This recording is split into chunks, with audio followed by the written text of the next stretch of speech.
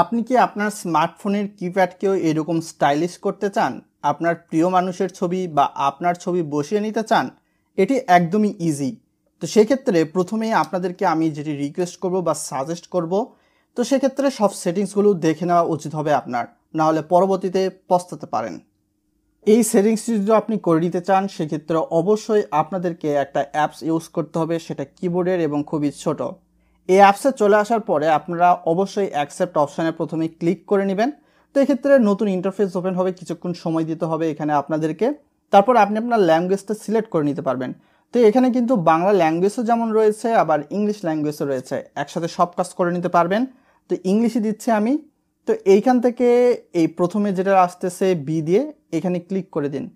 Click করে দেওয়ার পর এইখান থেকে আপনি আপনার ল্যাঙ্গুয়েজটা সিলেক্ট করে নেবেন, আপনি কোন কোন ল্যাঙ্গুয়েজে এই কিবোর্ড ইউজ করবেন।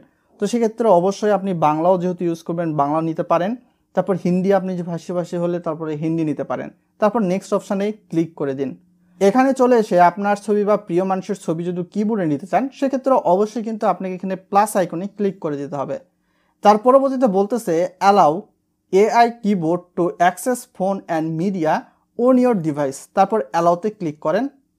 তারপর এখান থেকে ছবি বা ফটোস অপশানে ক্লিক করেন। এখানে আপনি আপনার প্রিয় মানুষের ছবি বা আপনার ছবিও কিন্তু অ্যাড করে দিতে পারবেন।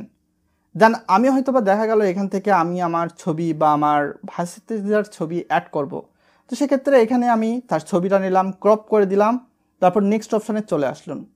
তো এখান থেকে চলে এসে এখানে কিন্তু আপনি এই যে ছবিটা রয়েছে, ছবির ব্রাইটনেস বাড়াতেও পারবেন, কমাতেও পারবেন। তো আপনি আপনার চোখের ধারণার উপর ভিত্তি করে একটা নির্দিষ্ট ব্রাইটনেস রাখবেন। তো মিনিমাম দেখা যাবে 40% বা 50% এরকম রাখলে হয়ে যায়। তো রাখার পরবর্তীতে এখানে ডান অপশানে ক্লিক করেন, তারপর ডান, তারপর accept and continue, don't allow, allow. তো এখন চলে আসুন, এখন আপনি কিন্তু এই কিবোর্ডটাকে খুব সহজেই ব্যবহার করতে পারবেন। বাট কিবোর্ডের নামটা আগে আপনাদেরকে দেখা দিই। গুগল প্লে স্টোরে চলে এসে আপনি সার্চ দেবেন BOLBLE কিবোর্ড লেগে যখনই সার্চ দেবেন প্রথমটা চলে আসবে। তো এখান থেকে আপনি ওপেন করে নিতে পারেন এবং সেটিংসগুলো নিতে পারেন। তো এখানে চলে এসে আপনারা যেগুলো করে নিতে পারেন, তো অ্যাপসের সেটিংসটা আমি যেটা বলতেছিলাম, তো সেক্ষেত্রে চলে এসে দেখতেই পাচ্ছেন কিবোর্ডটা কিন্তু এইরকম।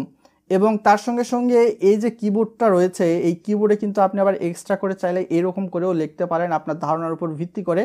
তাছাড়া এখানে অনেক ইমোজি কিন্তু রয়েছে এবং একসাথে আপনি চাইলে বাংলা ইংলিশ সব ল্যাঙ্গুয়েজ ইউজ করতে পারতেছেন।